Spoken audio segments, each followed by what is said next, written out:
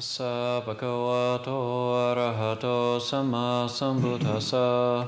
Namo tassa bhagavato arahato samma sambuddhassa.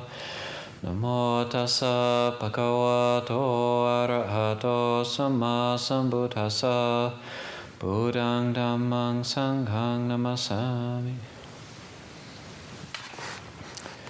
Rather than talk about those four meditation themes, I just kind of feeling it out. What would be a good theme for final talk? And I just thought about talks about respect for the Dhamma, listening to the Dhamma, and so that just seemed to be coming up for me as a good thing to send off the end of the retreat. I'll start with a couple suttas, the Anguttara Nikaya. I guess it was coming up for me because sometimes, like, we can listen to Dhamma teachings, but we haven't, it's important to also pay attention to setting up proper motivation in terms of listening to Dhamma, or else it won't really affect us so much, or it won't really go in. So this sutta is Book of the Fives, Sutta 31. It's called Sumana. On one occasion, the Blessed One was dwelling at Savatthi in Jeta's Grove, Anathapindika's park. Then Princess Sumana, accompanied by 500 chariots and 500 court girls, approached the Blessed One, paid homage to him, and sat down to one side. Princess Sumana then said to the Blessed One, "Here, Bhante, there might be two disciples of the Blessed One, equal in faith, virtuous behavior, and wisdom, but one is generous while the other is not. With the breakup of the body after death, they would both be reborn in a good destination, in a heavenly world. When they have become devas, would there be any distinction or difference between them?" "There would be, Sumana," the Blessed One said. "The generous one, having become a deva, would surpass the other in 5 ways: in celestial lifespan, celestial beauty, celestial happiness, celestial glory, and celestial authority. The generous one, having become a deva, would surpass the other in these 5 ways. But, Bhante, if these two pass away from there and again become human beings, would there still be some distinction or difference between them?" "There would be, Sumana," the Blessed One said. "When they again become human beings, the generous one would surpass the other in 5 ways: in human lifespan, human beauty, human happiness, human fame, and human authority. When they again become human beings, the generous one would surpass the other in these 5 ways. But, Bhante, if these two should go forth from the household life into homelessness, would there still be some distinction or difference between them?" "There would be, Sumana," the Blessed One said. "The generous one, having gone forth, would surpass the other in 5 ways. He would usually use a robe that has been specifically offered to him, seldom one that had not been specifically offered to him.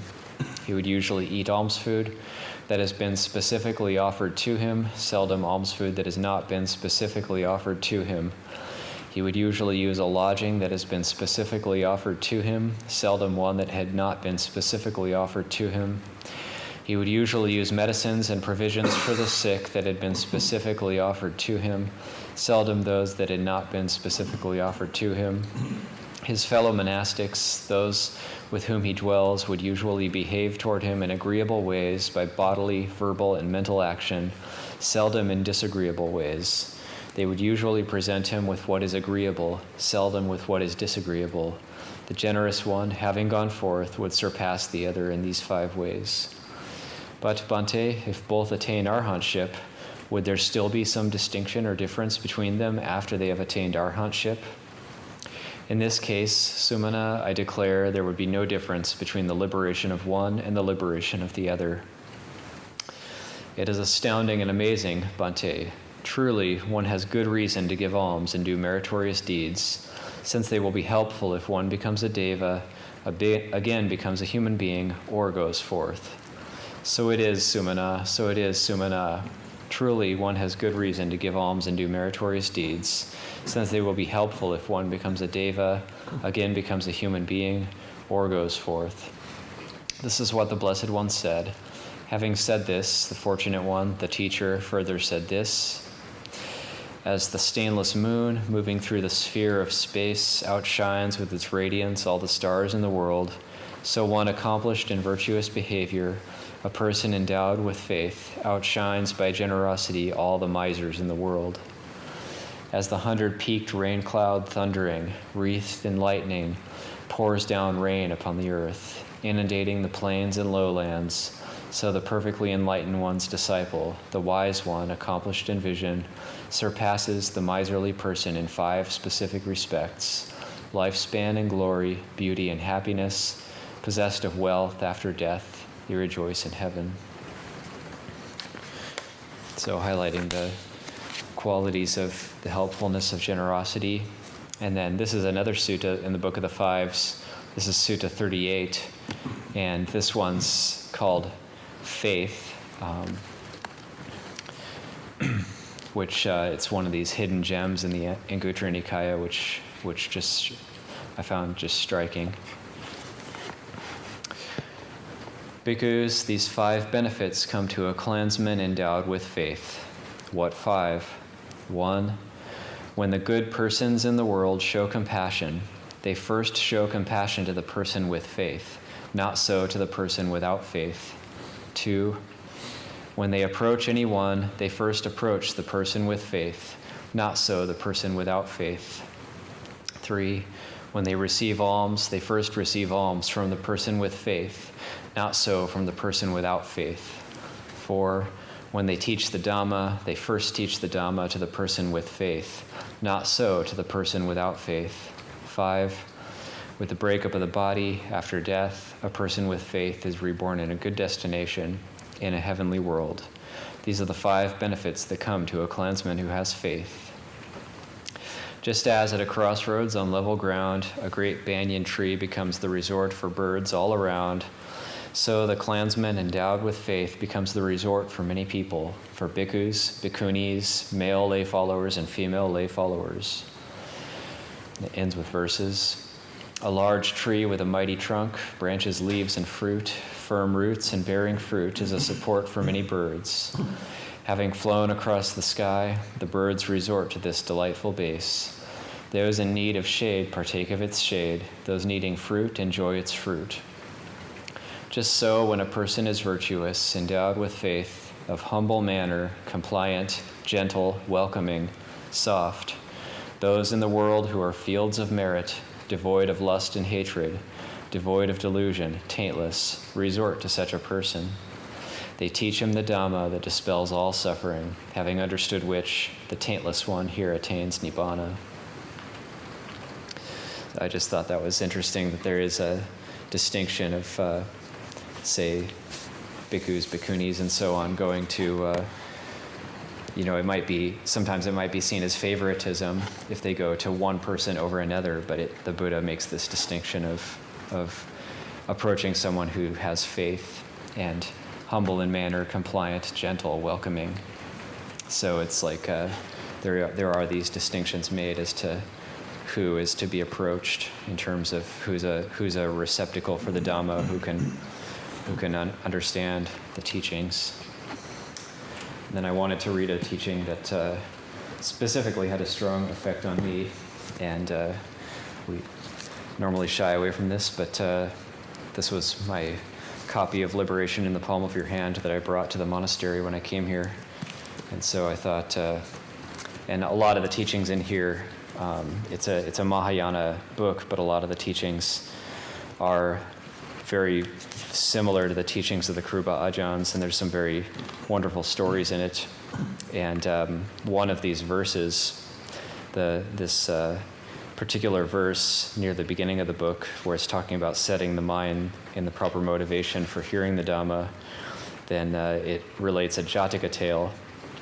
And in this Jataka tale, there's this particular verse, and there's a Jataka tale that's associated with it. So I thought I would it's kind of fun. I would read this story which highlights the power of Satya Parami, of truth, and also which shows as a very evil person seeing the the nature of their misdeeds and then deciding to change their ways.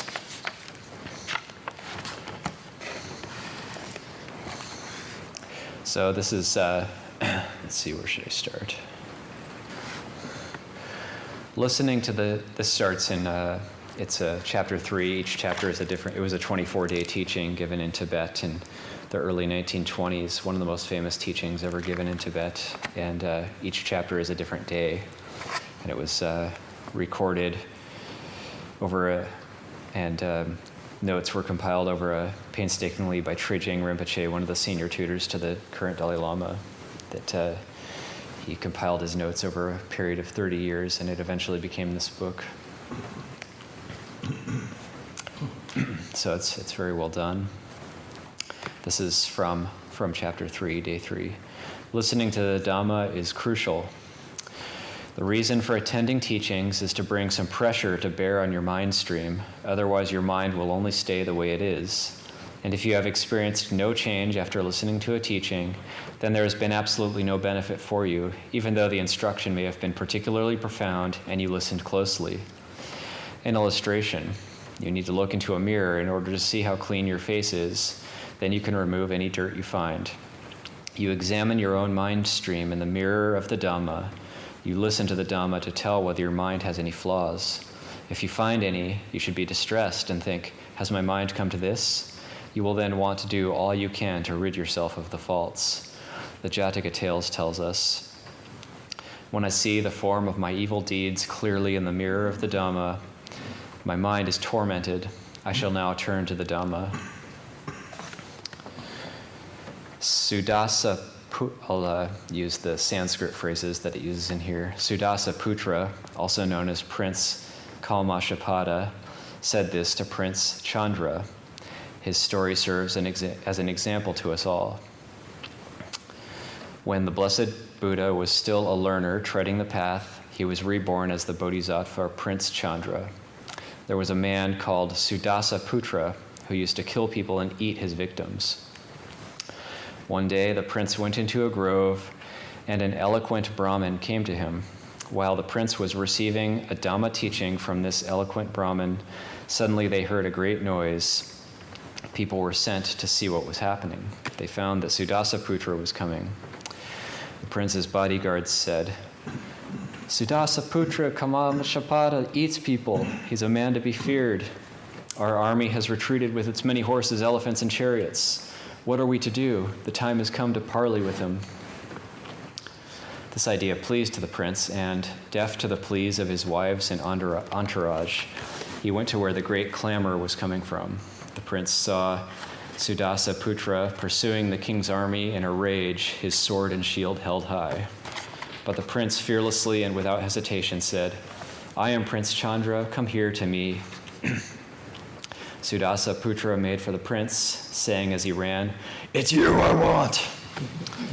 He flung the prince over his shoulder and ran off with him to his lair. This terrifying place was full of human skeletons. The floor was red, and the whole place resounded with the gruesome calls of ferocious flesh-eaters, such as jackals, vultures, and ravens. The lair was black with the smoke of roasted corpses.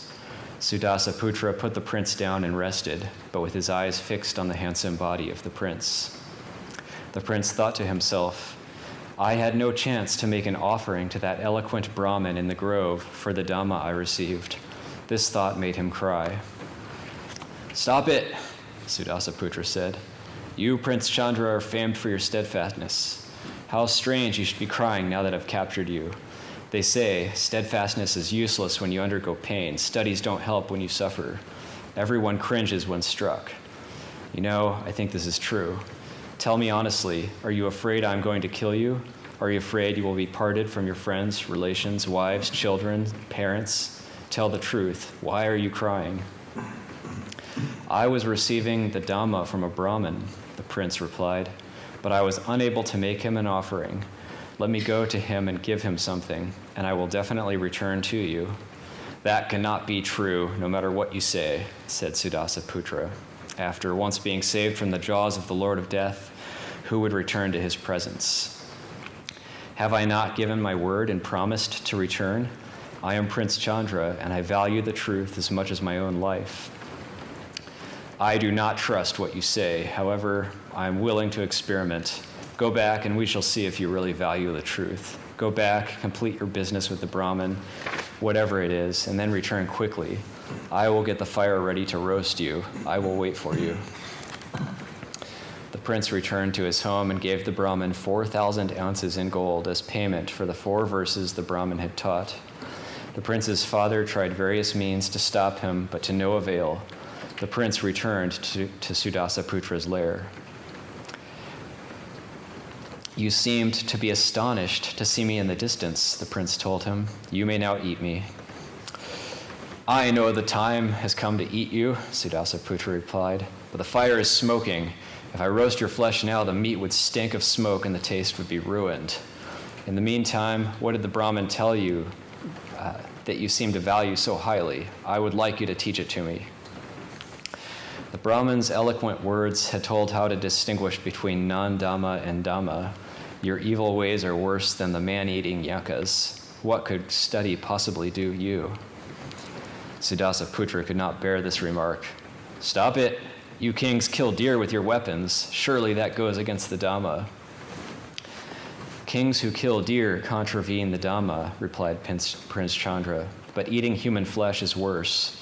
Humans are higher than deer, and if it is wrong to eat the flesh of someone who died a natural death, how could killing and eating people be right? Sudasaputra then said, You haven't learned much from the scriptures if you came back to me. I returned in order to keep my word, and so I have learned much from the scriptures. The other men were afraid when I had them in my clutches, but you have proved to be a hero. You have not lost your composure. You are unafraid to die. Those men were full of remorse because they had sinned. They had done unwholesome deeds, said the prince. But there is no unwholesome deed I can recall ever having done. I am therefore unafraid. I offer myself to you. You may eat me. Sudasaputra had by now developed faith in the prince. His eyes were full of tears and the hairs on his body were standing on end. He looked at the prince in awe and told him about his unwholesome deeds. Deliberately sinning against a person like you, Sudasaputra said, would be like drinking strong poison. Please teach me what the Brahmins so eloquently taught you. He also said at this point the verse we had above. When I see the form of my evil deeds clearly in the mirror of the Dhamma, my mind is tormented. I shall now turn to the Dhamma. Prince Chandra said that saw that he had become a suitable vessel for the Dhamma and said, Drink the nectar of these words while sitting on a low seat, while wonderfully subdued in manner, your eyes bright with joy. Develop respect, listen single-pointedly, listen to these words as a patient heeds his doctor, and draw from them spotless inspiration. In reverence, listen to the Dhamma. Sudasaputra laid out his upper garment on a flat stone and invited Prince Chandra to sit on it. Sudasaputra sat in front of the prince and, while gazing at his face, said, O noble one, now teach. Prince Chandra then began. No matter what desires you may have, you need meet a holy person just once. You need not know him long. It still will make you steadfast. And so on. He subdued Sudasaputra's mind with the Dhamma teaching. Sudasaputra, to return his kindness, presented Chandra with the 91 princes he had been holding prisoner in order to eat them. He promised to uphold right behavior and from that time on to give up killing sentient beings and eating human flesh.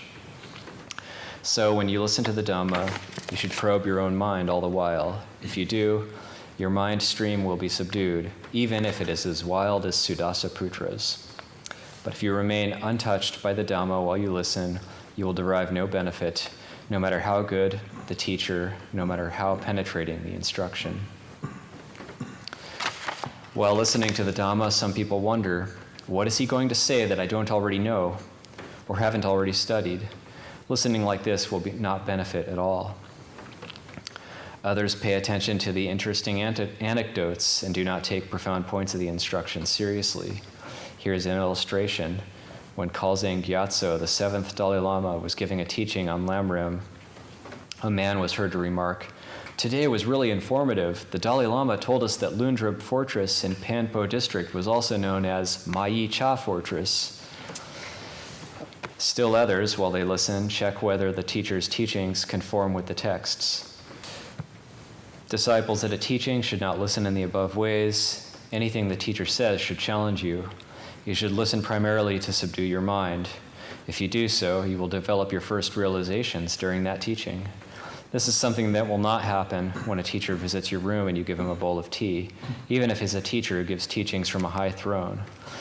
Even when you study on your own, your studies will not have the same impact as listening to a teaching. Whenever Geshe is a word that is like a high teacher and a highly studied teacher in Tibet, in the Tibetan lineage. Whatever Geshe Patawa taught benefited people's minds, even his anecdotes about birds. There was also a great scholar called Geshe Choki Ozer, but his instructions were not beneficial for the mind, no matter how profound or extensive they were. Some people mentioned this to Potawa, and Potawa said, "All his teachings are excellent, but there is a difference between the way we teach." Potawa was asked to explain further. He teaches in order to communicate facts, while all my Dhamma is directed inwards. That is the difference.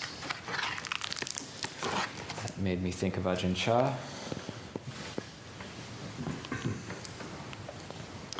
So,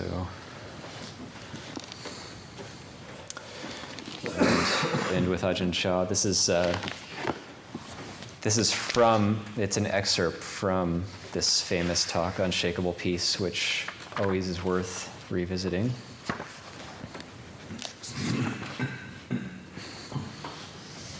Actually, this particular chapter is called, this is Unshakable Peace.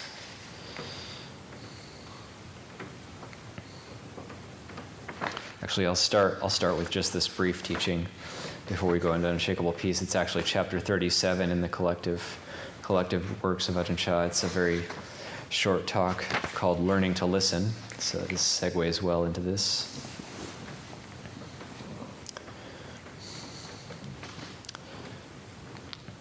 During an informal gathering at his residence one evening, the Ajahn said, "When you listen to the Dhamma, you must open up your heart and compose yourself in its center. Don't try and accumulate what you hear or make painstaking efforts to retain it through your memory. Just let the Dhamma flow into your heart as it reveals itself, and keep yourself continuously open to the flow in the present moment. What is ready to be retained will remain. It will happen of its own accord, not through forced effort on your part. Similarly, when you expound the Dhamma, there must be no force involved. The Dhamma must flow spontaneously from the present moment according to the circumstances. You know, it's strange, but sometimes people come to me and really show no apparent desire to hear the Dhamma, but there it is. It just happens. The Dhamma comes flowing out with no effort whatsoever. Then at other times, people seem to be quite keen to listen. They even formally ask for a discourse, and then nothing. It just won't happen. What can you do? I don't know why it is, but I know that things happen in this way. It's as though people have different levels of receptivity, and when you are there at the same level, things just happen. If you must expound the Dhamma, the best way is to not think about it at all. Simply forget it. The more you think and try to plan, the worse it will be. This is hard to do, though, isn't it? Sometimes when you're flowing along quite smoothly, there will be a pause, and someone may ask a question. Then suddenly there's a whole new direction. There seems to be an unlimited source you can never exhaust. I believe without a doubt in the Buddha's ability to know the temperaments and receptivity of other beings. He used this very same method of spontaneous teaching. It's not that he needed to use any superhuman power, but rather that he was sensitive to the needs of the people around him, and so taught to them accordingly. An instance demonstrating his own spontaneity occurred when once, after he had expounded the Dhamma to a group of his disciples, he asked them if they had ever heard this teaching before. They replied that they had not. He then went on to say that he himself had also never heard it before. Just continue your practice no matter what you are doing. Practice is not dependent on any one posture. such as sitting or walking. Rather, it is a continuous awareness of the flow of your own consciousness and feelings. No matter what is happening, just compose yourself and always be mindfully aware of that flow. Later, the Ajahn went on to say, practice is not moving forward, but there is forward movement. At the same time, it is not moving back, but there is backward movement. And finally, practice is not stopping and being still, but there is stopping and being still. So there is moving forward and backward as well as being still, but you can't say that it is any one of those three. Then practice eventually comes to a point where there is neither forward nor backward movement, nor any being still. Where is that?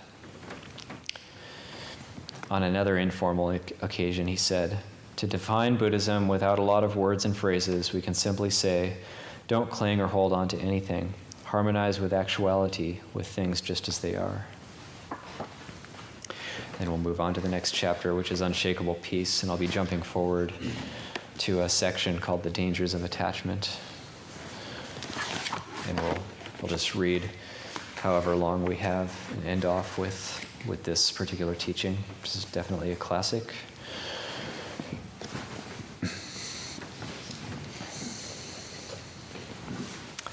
The dangers of attachment. Using the tools of practice entails hardship and arduous challenges.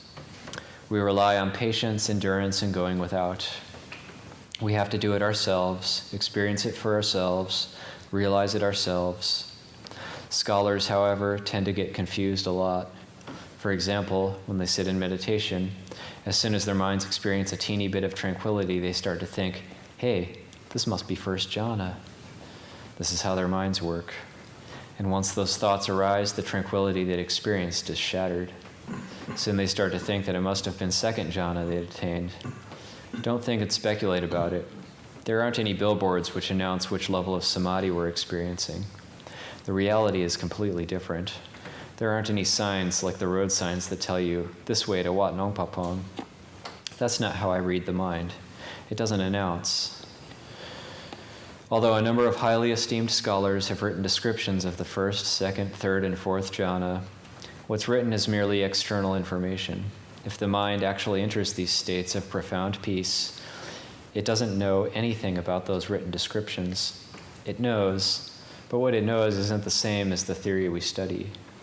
If the scholars try to clutch their theory and drag it into the meditation, sitting and pondering, what could this be? Is this first jhana yet? There, the peace is shattered, and they don't experience anything of real value. And why is that? Because there is desire, and once there's craving, what happens? The mind simultaneously withdraws out of the meditation. So it's necessary for all of us to relinquish thinking and speculation, abandon them completely. Just take up the body, speech, and mind, and delve entirely into the practice. Observe the workings of the mind, but don't lug the Dhamma books in there with you. Otherwise, everything becomes a big mess, because nothing in those books corresponds precisely to the reality of the way things truly are. People who study a lot, who are full of theoretical knowledge, usually don't succeed in Dhamma practice. They get bogged down at the information level. The truth is, the heart and mind can't be measured by external standards. If the mind is getting peaceful, just allow it to be peaceful. The most profound levels of deep peace do exist. Personally, I didn't know much about the theory of practice. I'd been a monk for 3 years and still had a lot of questions about what samadhi actually was. I kept trying to think about it and figure it out as I meditated, but my mind became even more restless and distracted than it was before. The amount of thinking actually increased. When I wasn't meditating, it was more peaceful. Boy, was it difficult, so exasperating. But even though I encountered so many obstacles, I never threw in the towel. I just kept on doing it. When I wasn't trying to do anything in particular, my mind was relatively at ease. But whenever I determined to make my mind unify in samadhi, it went out of control. What's going on here? I wondered. Why is this happening? Later on, I began to realize that meditation was comparable to the process of breathing. If we're determined to force the breath to be shallow, deep, or just right, it's very difficult to do.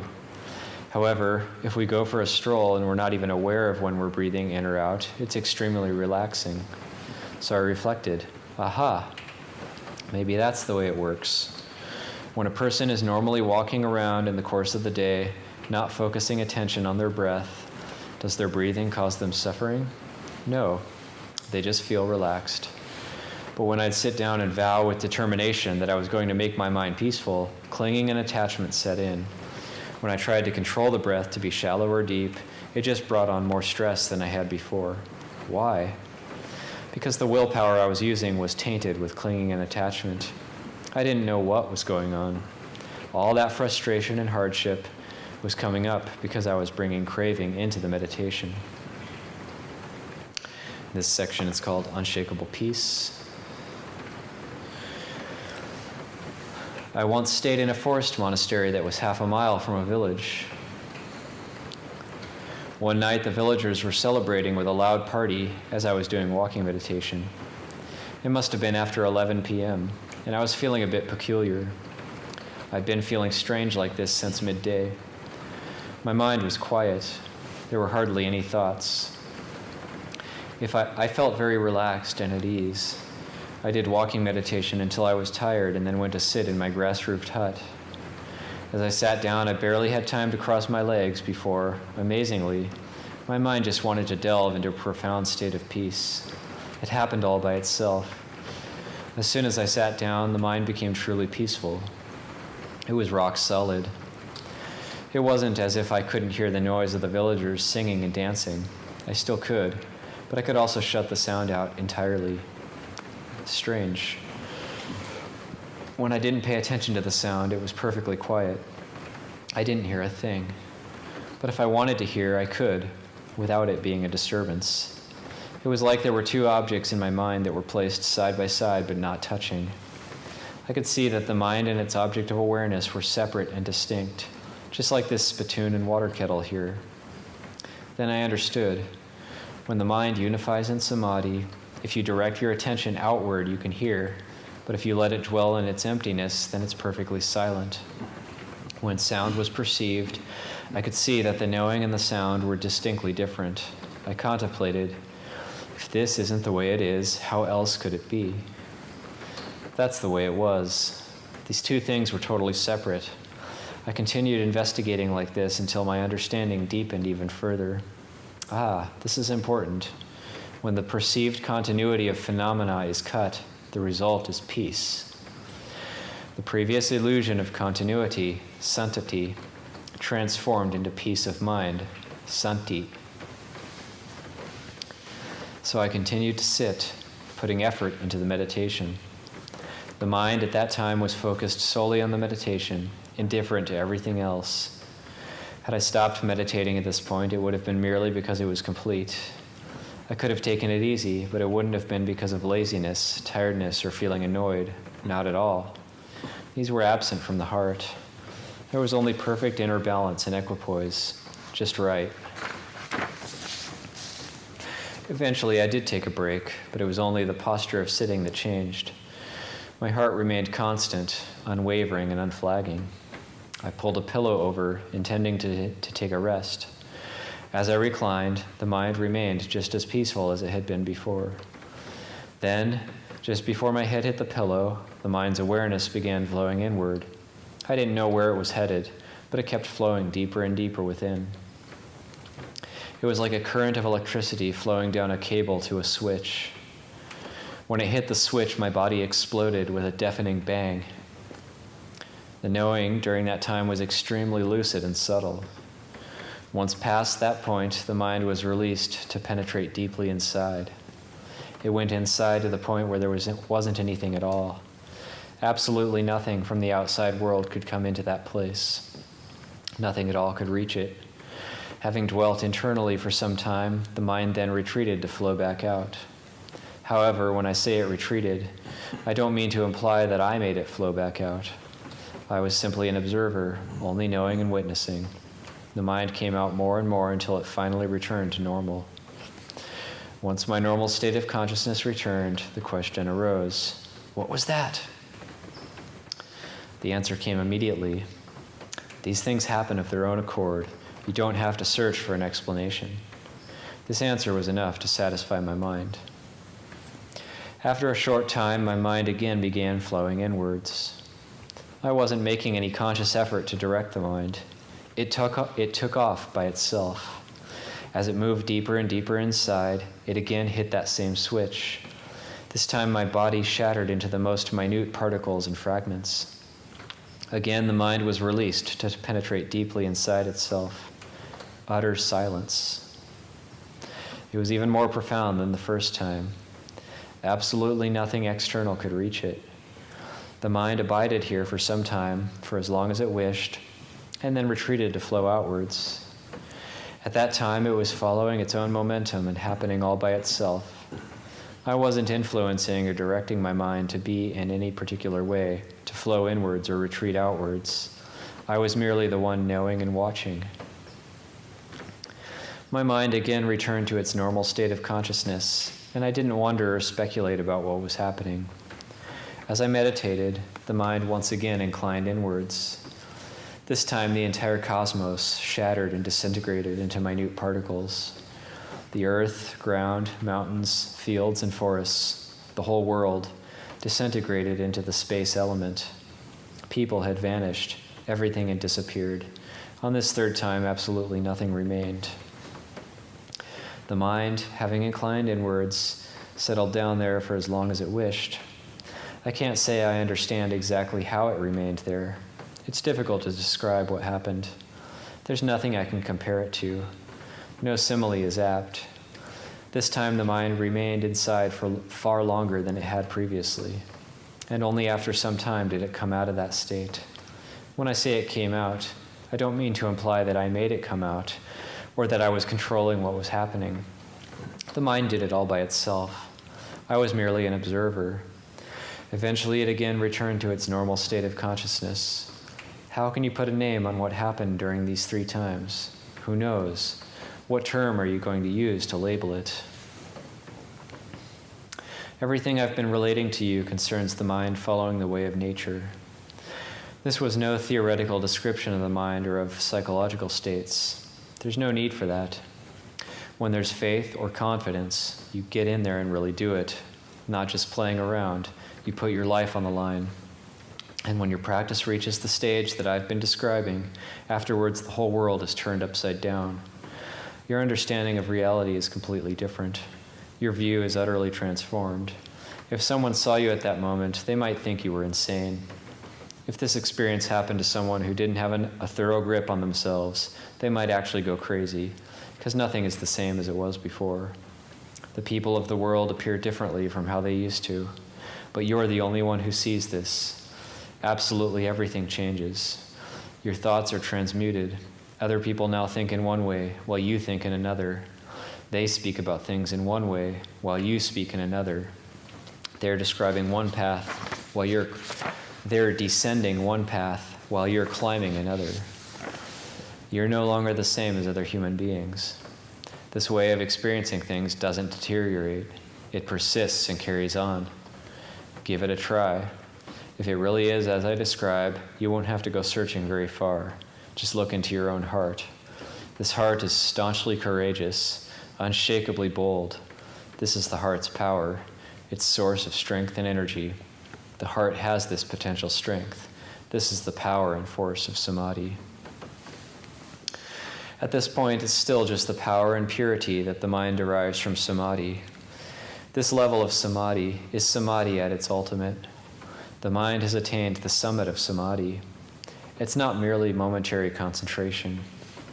If you were to switch to Vipassana meditation at this point, the contemplation would be uninterrupted and insightful. Or you could take that focused energy and use it in other ways.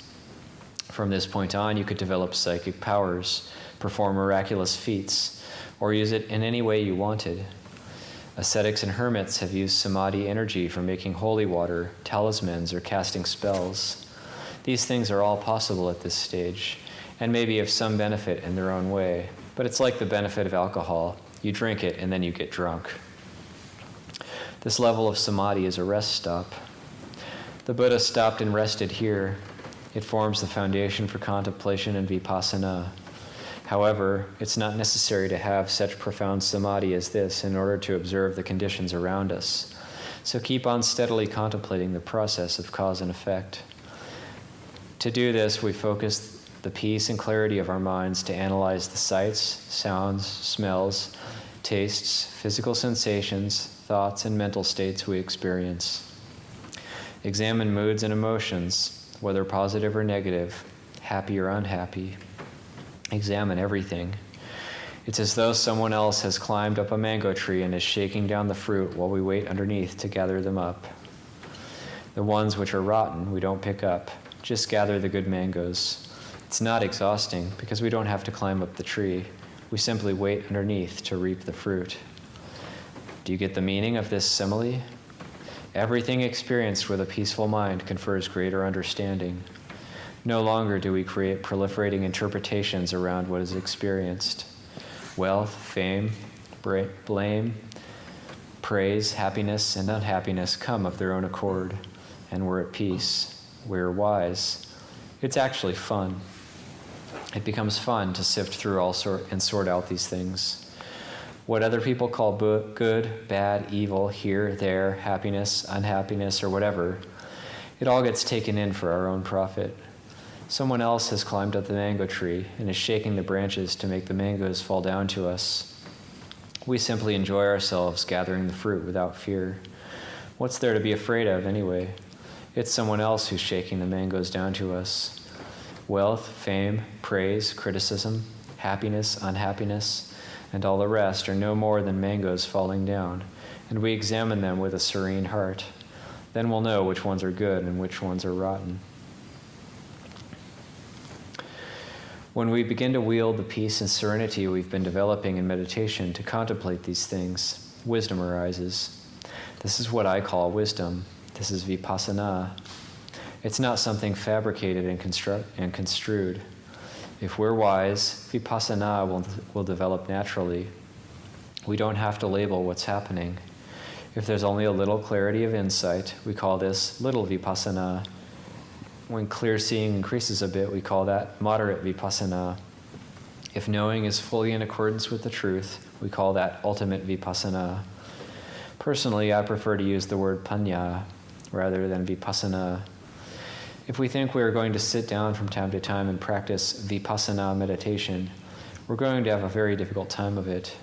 Insight has to proceed from peace and tranquility. The entire process will happen naturally of its own accord. We can't force it. The Buddha taught that this process matures at its own rate. Having reached this level of practice, we allow it to develop according to our innate capabilities, spiritual aptitude, and the merit we've accumulated in the past. But we never stop putting effort into the practice. Whether the progress is swift or slow, it is out of our control. It's just like planting a tree. The tree knows how fast it should grow. If we want it to grow more quickly than it is, this is pure delusion. If we want it to grow more slowly, recognize this as delusion as well. If we do the work, the results will be forthcoming, just like planting a tree. For example, say we want to plant a chili bush. Our responsibility is to dig a hole, plant the seedling, water it, fertilize it, and protect it from insects. This is our job, our end of the bargain. This is where faith comes in. Whether the chili plant grows or not is up to it. It's not our business. We can't go tugging on the plant, trying to stretch it and make it grow faster. That's not how nature works. Our responsibility is to water and fertilize it. Practicing Dhamma in the same way puts our heart at ease. If we realize enlightenment in this lifetime, that's fine. If we have to wait until our next life, no matter. We have faith and unfaltering conviction in the Dhamma. Whether we progress quickly or slowly is up to our innate capabilities, spiritual aptitude, and the merit we've accumulated so far. Practicing like this puts the heart at ease. It's like we're riding in a horse cart. We don't put the cart before the horse. Or it's like trying to plow a rice paddy while walking in front of our water buffalo rather than behind. What I'm saying here is that the mind is getting ahead of itself. It's impatient to get quick results. That's not the way to do it. Don't walk in front of your water buffalo. You have to walk behind the water buffalo. It's just like that chili plant we are nurturing. Give it water and fertilizer, and it will do the job of absorbing the nutrients. When ants or termites come to infest it, we chase them away. Doing just this much is enough for the chili to grow beautifully on its own, and once it's growing beautifully, we don't try to force it to flower when we think it should flower. It's none of our business. It will just create useless suffering. Allow it to bloom on its own. And once the flowers do bloom, don't demand that it immediately produce chili peppers. Don't rely on coercion. That really causes suffering.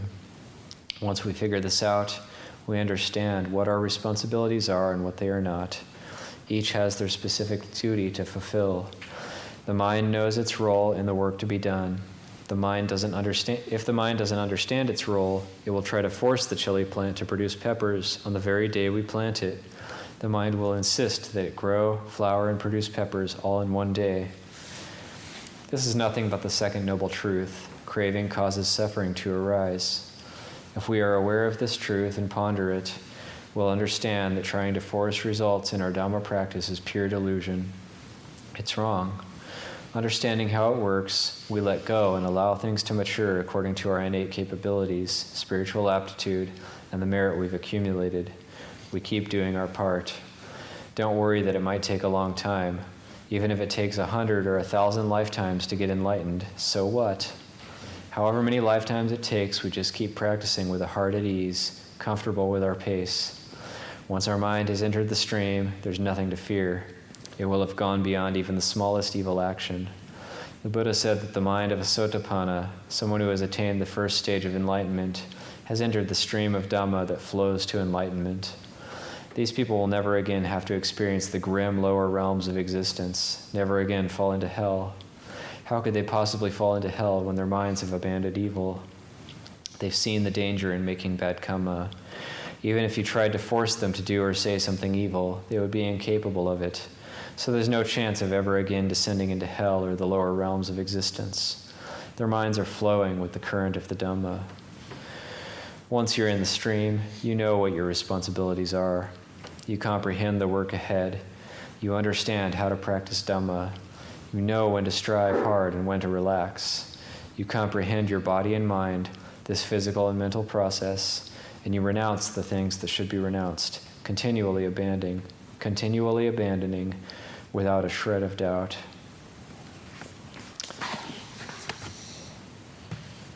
Okay, I'll leave it there. Sometime if there's any questions or comments.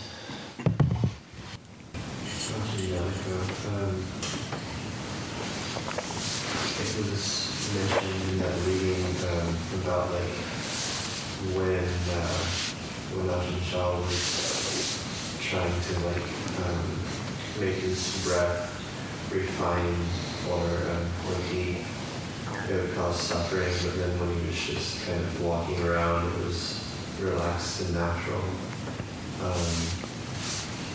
And I'm just wondering if you have anything to say about practicing in that way where it's not forced, or we're just. I think it's in the context of trying to meditate, trying to make his mind peaceful, finding that that wasn't the way to do it. It's just it was too contrived or forced. Paul, do you have any comments about that?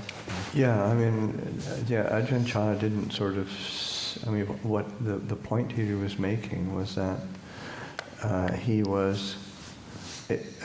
it got his attention that when he was trying to meditate and trying to kind of control, then it was difficult. And then when he wasn't, then it was quite,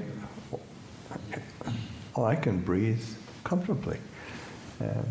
So then it's sort of taking note that, we're making too much of a problem sometimes. It doesn't mean you don't do it.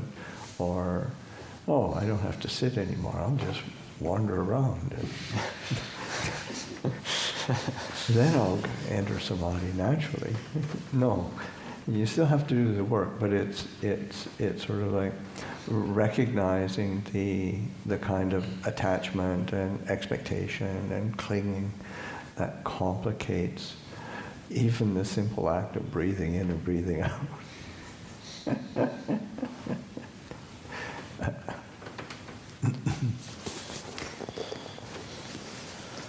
it doesn't mean we can't do things like breath exercises or yoga exercises, but it's like in the context of meditation to not be dependent on forcing it to be a certain way in order to make the body and mind peaceful. It's because it ultimately it's the mind. So Ajahn Chah had all sorts of health issues, but eventually it's the mind that eventually gets liberated. The body doesn't get liberated. A question about a sense of purpose. I guess on a more general scale than in meditation. It sounds like people really need a sense of purpose in order to be happy as non-arahants. I think like you hear about people really languishing when they don't have like a spiritual tradition or a faith. And even you, Ajahn Ñāṇiko, mentioned how you stopped biting your nails when you decided to become a bhikkhu. And I'm wondering how that sense of purpose kind of can be flipped over into a sense of not needing to have a sense of purpose, I guess. I guess if you have, it's like faith, maybe it's like you. I mean, the whole thing was like, I had faith that Dhamma practice was like the way to happiness for myself. So because of that faith, like I had this fire for it. Like everything else I was doing, like architecture school or whatever, it's like I couldn't convince myself that it was going to make me happy. So there was this, you could say maybe there was a lack of motivation or a lack of sense of purpose. But when I decided to practice, then, and my attitude coming to it wasn't that it wasn't necessarily the case that I was going to ordain. When I decided to come to the monastery, I felt a lot more self-confident, but at first I thought being an anagarika for 8 months would be long enough, and then I could leave and become an enlightened guitar player, and enlightened surfer, do psychic powers type stuff with these things, impress everybody. But that was my original motivation, my original sense of purpose. Then being here for 8 months, oh yeah, it doesn't work like that.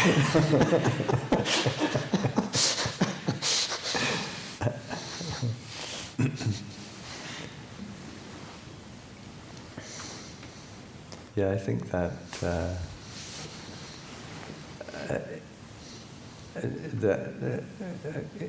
it's quite natural in the human mind that we need a sense of purpose, but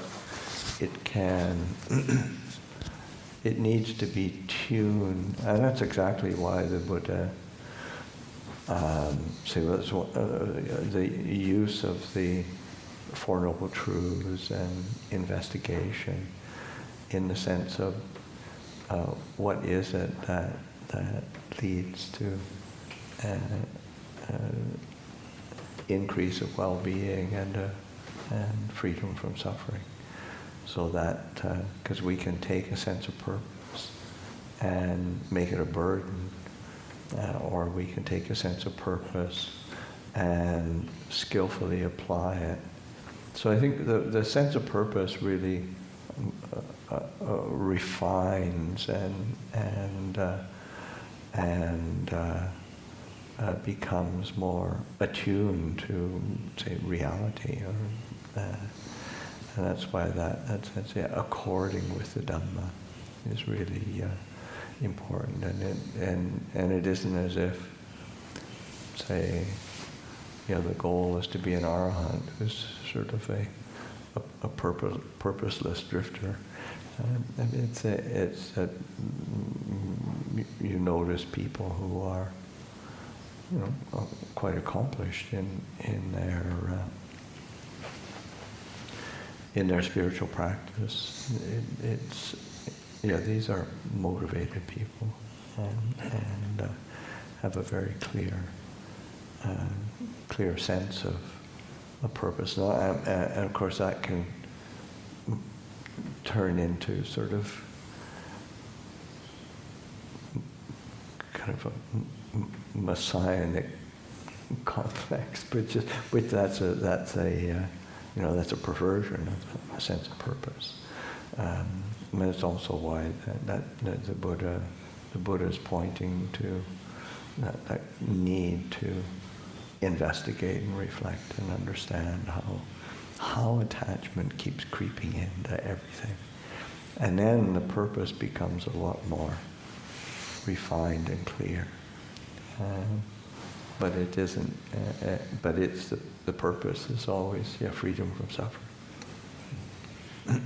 It just reminds me of the story of Ajahn Chah saying, don't try and be an arhat, don't try and be a bodhisattva, don't try and be a Buddha, however it is, just being anything or becoming anything, like with a sense of purpose to become something is suffering.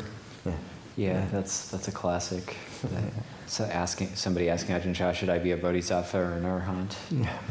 Don't be a bodhisattva, don't be an arhat, don't be anything at all. Being anything is dukkha. Becoming is dukkha, being is dukkha. I was reading an interesting book about Chan Buddhism, and his author was talking about, I guess, Bodhidharma's 4 principles or something, I can't remember, but he mentioned that some people tend to think of things in terms of being for them, like this retreat is for me, or this practice is for me, or this state of mind, or I want this state of mind to be so I can be something, or so I can have this special quality. And that he said that there's something like that, like this was like a obstruction, and the way around it was to think about how those experiences or your present circumstances are partly due to the actions of others, or among other things aren't you. And I thought that was interesting. There's a sense of like letting go of self and expanding. I wonder if you could say something about that. I think that's what we've been saying for years now. It's all about that sense of it's that creeping in of identification. This is me. This is mine. This is what I am. Is the source of suffering. And so that being able, it doesn't mean, and again, it doesn't mean you don't do anything, but it means that the effort is not co-opted by the kind of the self-program. And when we are able to at least kind of step back from the grip of that self-program, then we ourselves benefit immensely, and everybody else does as well. And you're really able to benefit others.